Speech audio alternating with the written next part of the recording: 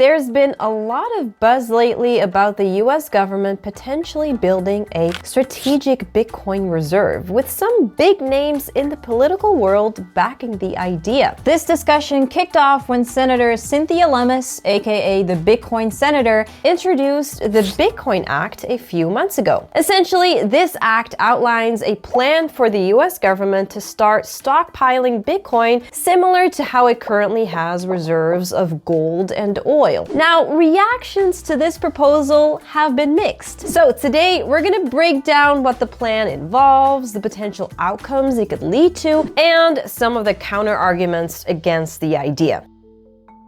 Senator Lummis unveiled the proposal in July at the Bitcoin 2024 conference. This is the solution.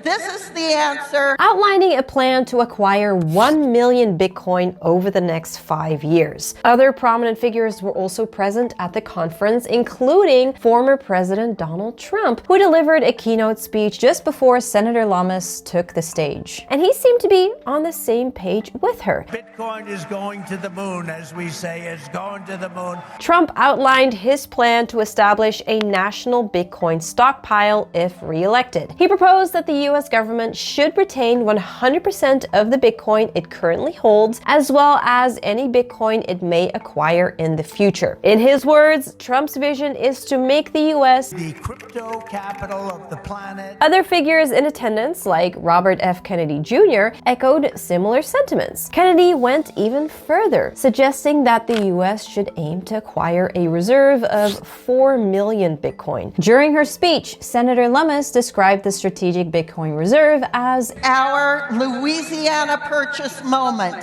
For context, the Louisiana Purchase was a massive land deal in 1803 where the US bought 830,000 square miles from France for 15 million, or roughly 4 cents an acre, doubling the size of the country at an incredible bargain. It greatly strengthened the nation and set the stage for America's westward expansion. Lummis implies that Bitcoin could offer the US a similar strategic advantage in the digital age. So what exactly does a Bitcoin strategic reserve entail, and what will it be used for? Well, countries typically maintain strategic reserves to prepare for unexpected events, crises, or to support long-term strategies. For example, the Strategic Petroleum Reserve holds emergency oil supplies that the US taps into during crises. Though the gold standard is long gone, the US still holds a significant gold reserve, which continues to serve as a store of value, a stable investment, and plays other key roles. Senator Lummis wants to apply this same concept to Bitcoin through her Bitcoin Act. The main idea is to enhance returns on the Treasury's assets. The Act specifies that any Bitcoin held in the reserve must be stored for at least 20 years. It can only be sold under one condition: to help reduce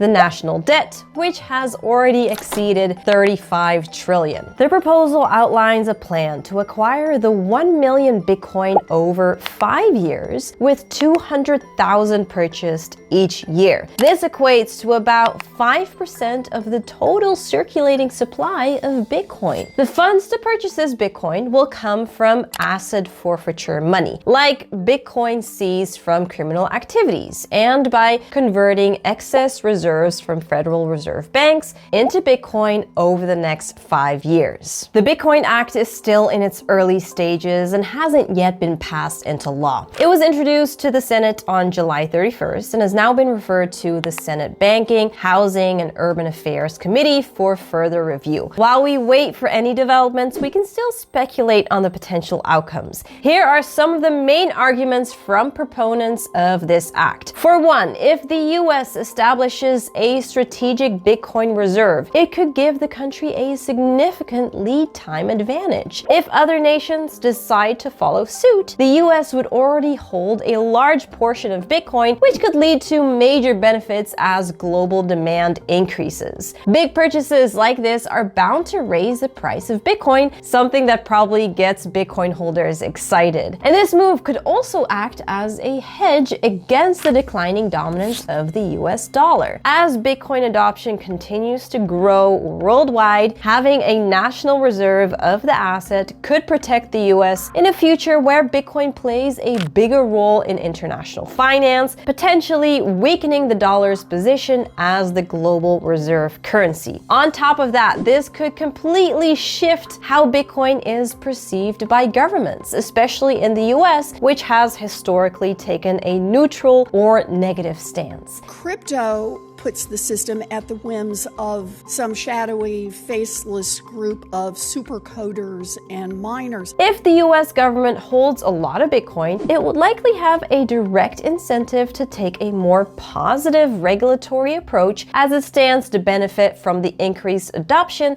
and rising value of Bitcoin. But there's just as many critics to this proposal. One of their arguments is that this strategy could also backfire on the US because, well, as we all know, Bitcoin's price goes through significant volatility. There are also those who think that it simply does not make sense to have Bitcoin as a reserve asset because it doesn't function in the same way as commodity reserves such as oil. They see this proposal as more of a speculative investment that mainly benefits the small percentage of Bitcoin holders around the world. Others have highlighted that by endorsing Bitcoin, the US government could unintentionally undermine the dollar's status as the global reserve currency. They argue that encouraging Bitcoin adoption at a national level could weaken the dollar's dominance in global finance, raising concerns about the government's commitment to maintaining the dollar's long-standing role in the world economy. Well,